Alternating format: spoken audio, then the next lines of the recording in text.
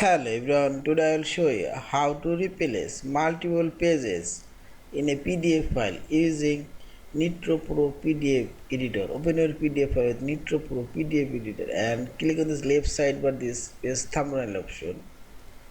Now click on this page layout option, this menu bar, and here you will find this replace option. Click here. Now select your page range you want to replace and select browse option firstly. I'll replace these three pages here content and select open. Now I'll select this page range option. I'll replace page number 2 and page number 3.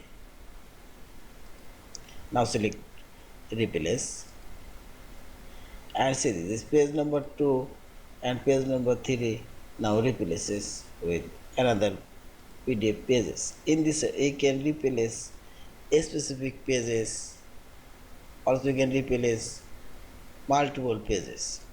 And finally select this file option, save or save as your PDF file. Thank you for watching. Please subscribe, like